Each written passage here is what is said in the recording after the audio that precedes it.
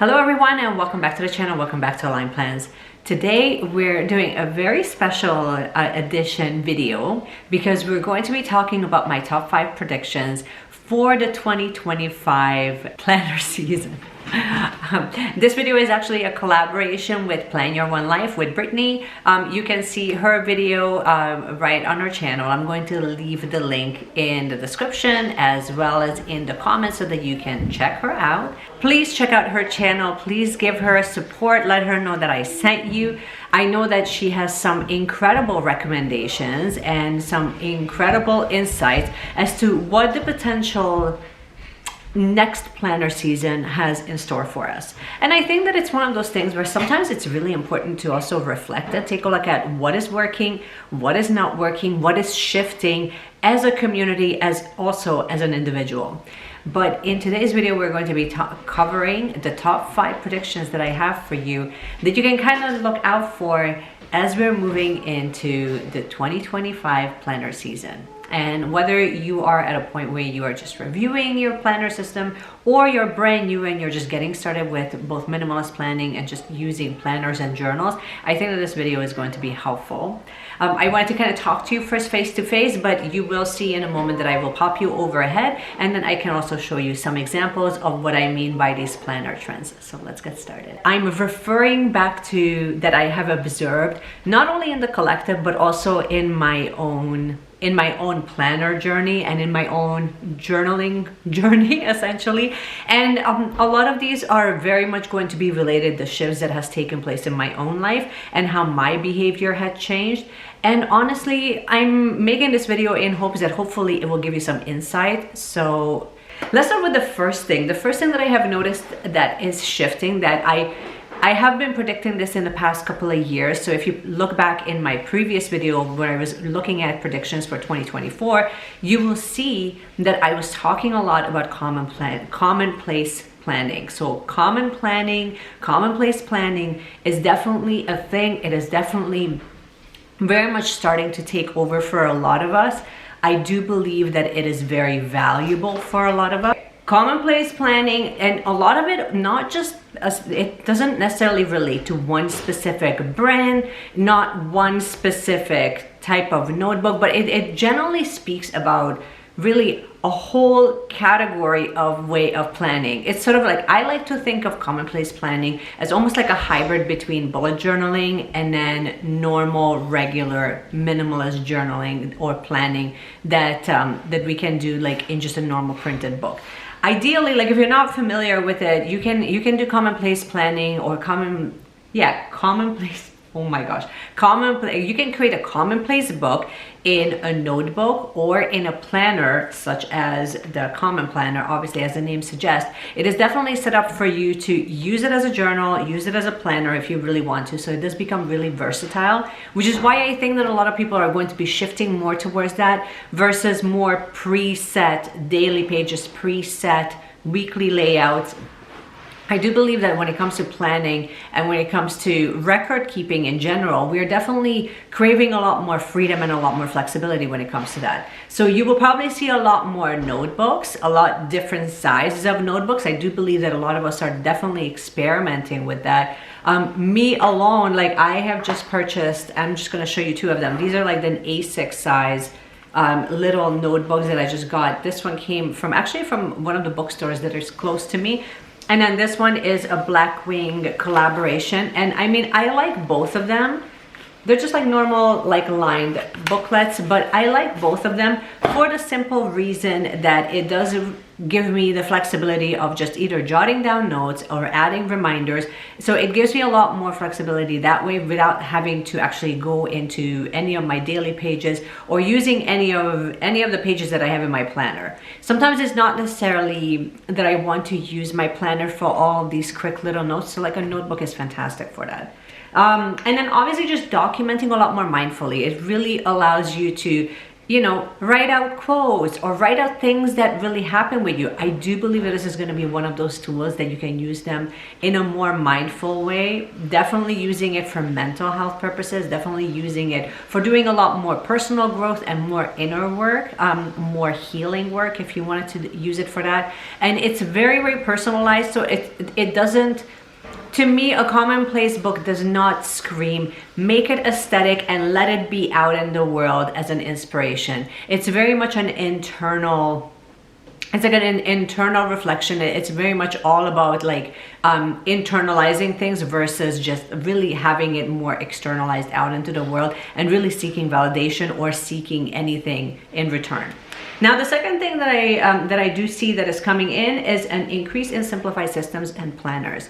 Increasing this desire where we're really trying to like hone in on what is working for us, what is not working for us, and really understanding our own behavior pattern, I think is definitely going to get even more honed in, which will, I think, also allow a lot more space for companies and for planner companies and planner creators and, you know, stationary companies to really come in and cater to that need. Really allow them to figure out ways and systems where we can kind of shrink down our system but make them a lot more functional, or show and inspire ways where we can make them a lot more well-rounded in the way that it's serving us. And I do believe that a lot more of that is going to be coming in. I think there's going to be a reduction in how many planner setups we have, how many systems we have on the go. I do believe that most of us are really tired of, not just tired, but I think that there's a sense of burnout and that there's a sense of guilt that is associated with, you know, planner setups when we are not able to really fully cater to them or not using them in the way that we initially intended to. There's going to be a lot more catch-all journals. In my opinion, in my own journey, I have definitely changed the way that I'm using my journals and what I'm dedicating to more like a memory keeping. And I do believe that I'm going to be shrinking down my system for sure. And it's going to be shifting to more of a simplistic setup rather than more complicated, like going after, you know, having multiple memory keeping systems, just because I love each of those planners or each of those journals. So I do believe that a lot of that is going to shift. Number 3 is there's going to be a lot more focus on notebooks, which I quickly hinted at the very beginning with my point number 1, but more focus on notebooks. I think that there's going to be almost like a shift in a way that we're using notebooks. I do believe that obviously there's like 1,001 ways that you can use a notebook, but I think that we're shifting a little bit away from this mindset of like the only thing that we need is a planner and a journal, and then that's about it. I think that we're starting to see ways that a notebook can be a really beautiful complementary system to what we already have. I think pocket notebooks, to have them on the go for anything and everything that you may need to jot down, quick reminders, almost like an extension of your phone essentially. So the things that you would kind of keep track of in your phone, I think that the pocket sized notebooks can definitely come in and sort of replace that need. So whenever you're using it for finances, or if you don't really want to have specific inserts in your ring bound planner, I do believe that just a pocket sized notebook is going to be small enough but big enough where it can cater to that need. I also think that TN is definitely coming in hot. I think that we're finding new ways. I'm definitely finding new ways that I'm really utilizing and making the traveler's notebook a little bit more functional for my needs.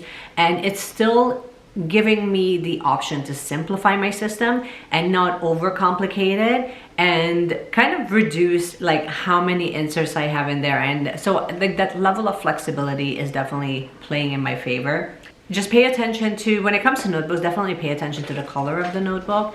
I have seen a shift in, so whether you're looking at the Hobonichi or the Midori paper, you'll find that those are more cream colored papers. It is, whenever I'm writing for long periods of time, I'm definitely finding that it is a lot more soothing on my eyes. My eyes are not getting fatigued as quickly. So I tend to prefer more of a cream colored paper because of that. even though if you would have asked me about a year ago, my preference would have actually been a white paper. But eventually that starkness does become off-putting when I'm writing for longer periods of time. Now, having said that, I do have notebooks like the Stylogy that I have here. It is on white paper, and I also love it equally, but I wouldn't use that for journaling purposes. I wouldn't use that for commonplace planning. So I think it's not so much that people are going to be buying a lot more cream colored paper, but I do believe that when it comes to planning and journaling, and definitely using it as a supplement to your planning system, I do believe that there's going to be a shift that prefers more cream than white. That's just my opinion. At least that's kind of what I have noticed for myself. Number four is, let's talk about fountain pens and inks. When it comes to fountain pens and inks, I think this is part of me is just kind of wishful thinking. I've definitely noticed it in my own journey with pens and inks, that when I first got started, especially with highlighters and pens and gel pens and all the things, that I would constantly buy full kits, and I would be I would always want to kind of jump on the bandwagon because I would get so influenced that I would feel like I would need all the things. And ultimately, I have found that that's not really serving me. And so right now, especially when it comes to fountain pens and when it comes to fountain pen inks, I have definitely reduced the amount of full bottles that I'm purchasing. If I am purchasing a full bottle, it's something that I have tried time and time again, and I'm keep coming back to it numerous times because I miss that color.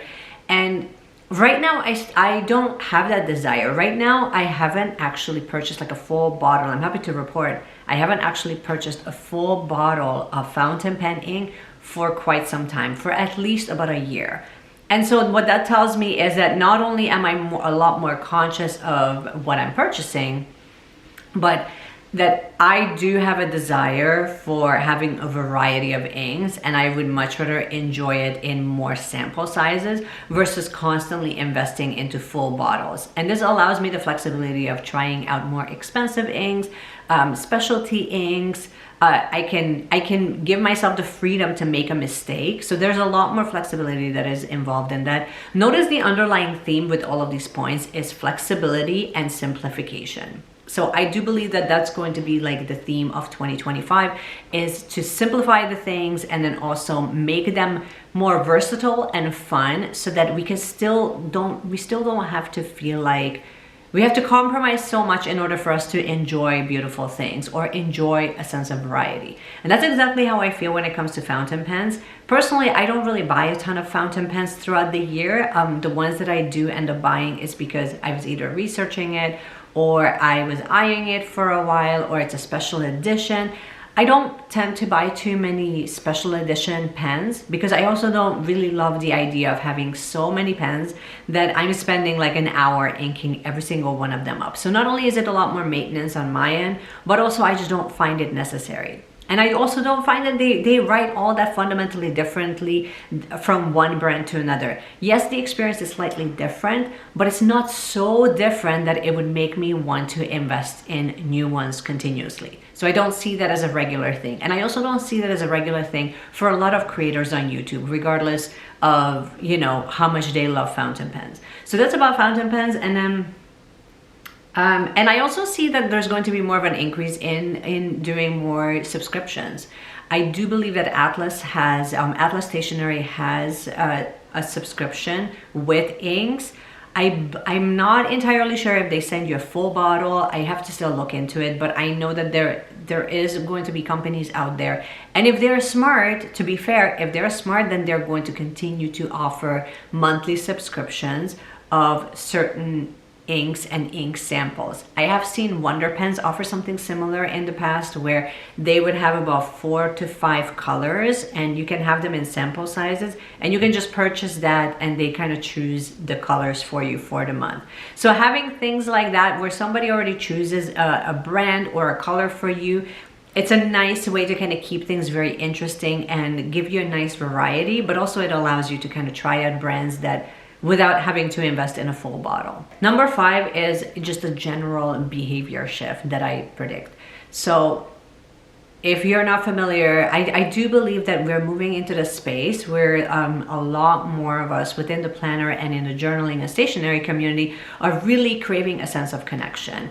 Having this conversation is fantastic, and I do believe that it's all and well, but I do believe that there's a deeper yearning where we can kind of find our people, when we can have those get-togethers and we can, you know, look at all the Hobonichis together. We can kind of, you know, we can kind of talk about our opinions about different covers and different planner systems, because they are different, but they're not all that different, if you know what I mean. So they're so similar.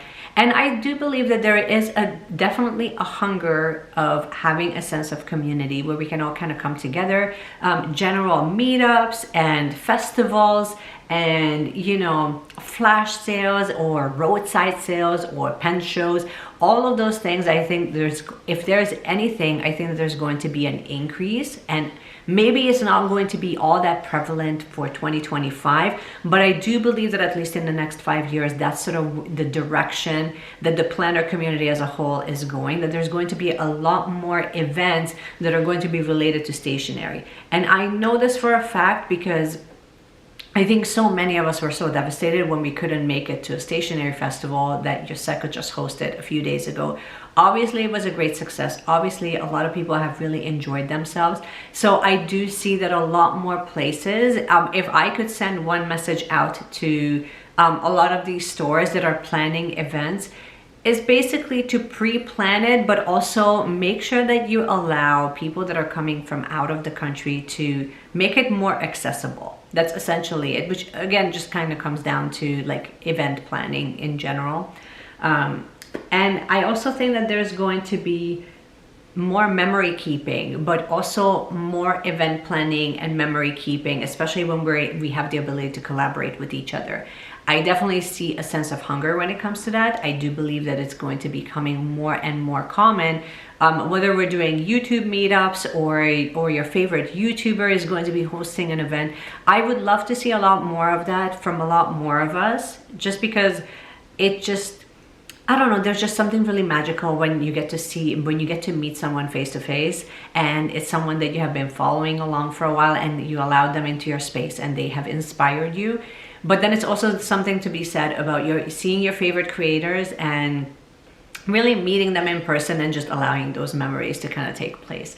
Having said all of that, one more point that I really wanted to point out when it comes to planner systems, I also think when it comes to the general behavior that there's going to be a shift and an acknowledgement that your favorite creators are not normal. Don't expect them to behave like, especially when it comes to their planner setup, their journaling setup, how many notebooks they have. It's sort of like if you're watching a makeup influencer. The makeup influencer is not going to have the same amount of makeup as someone who's just starting out with makeup, because that's part of their job. So someone who is a creator, and if you are a creator and you're watching this, I think that you're going to have to come to terms with the fact that some of the systems that you have in place, a lot of it is serving a purpose of providing value to the people that really place their trust in you, and they are really looking for your opinion and looking for your guidance.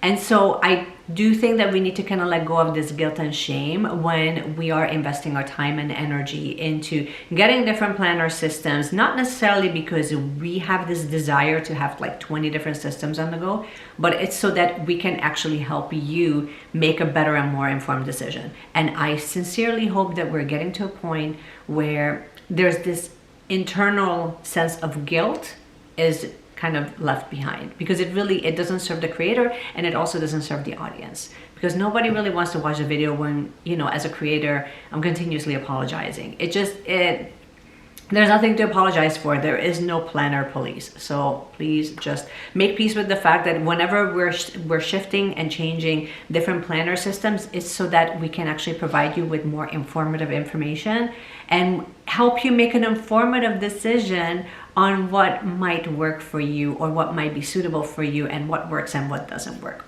So those are my recommendations. I try to keep it fairly simple and general without really going into any one brand. If you have enjoyed this video, please give it a thumbs up and please subscribe, but also please check out Brittany's channel. Again, as I mentioned before, Link will be in the description, and I will also leave her, I'm going to tag her in the comment section so that you can also check out her channel as well, and you can kind of get both of our takes on what our predictions are for 2025. I hope that you have enjoyed this video. If you did, please give it a thumbs up and subscribe if you haven't yet already, and just keep planning, you guys, and I cannot wait to see you in my next one. Bye.